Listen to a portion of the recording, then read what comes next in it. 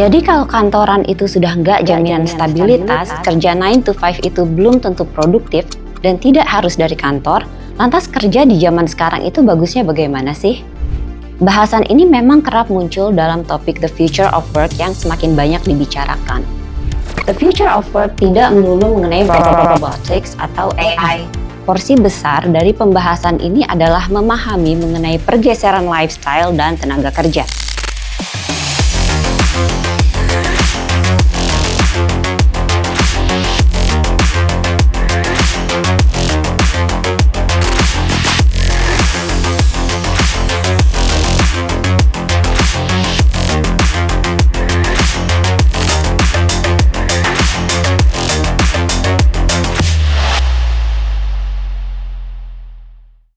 Hai teman-teman pembelajar, bertemu lagi dengan saya Angtiasti Jiwasidi di Binus First Insight Blitz.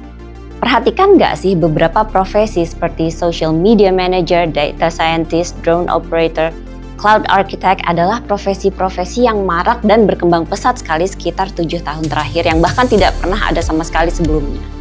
Hal ini menunjukkan perubahan zaman dan teknologi yang terus berkembang dengan pesat.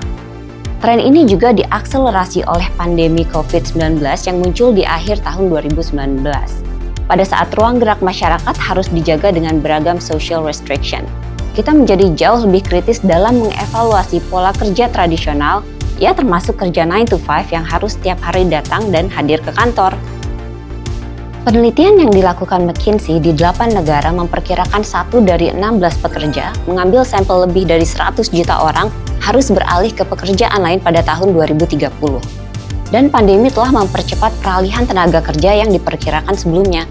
Istilah-istilah seperti work from home, work from anywhere, remote work, digital nomad sudah menjadi model kerja fleksibel yang semakin banyak digunakan dan diadopsi.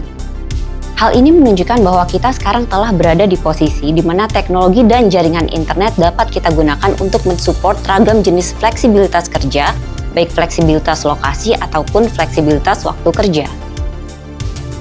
Fleksibilitas ini juga turut berkontribusi untuk meningkatkan platform freelancing seperti Upwork dan Fiverr. Sedangkan di Indonesia, salah satu platform freelance terbesarnya adalah Sribulancer. Naiknya era freelancing ini juga membuka peluang kerja non-tradisional tanpa kontrak jangka panjang dan membuka pekerjaan berbasis proyek, tidak seperti sistem pegawai perusahaan, sehingga memberikan kesempatan kerja lebih luas lagi bagi tenaga kerja di usia produktif. Integrasi artificial intelligence dan machine learning masuk ke hampir seluruh aspek penggunaan teknologi. Hal ini membantu beberapa proses digital menjadi lebih efektif dan efisien. Misalnya mencocokkan antara freelancer dengan pencari kerja, dan juga pemahaman dan kapabilitas di bidang tersebut menjadi lebih penting.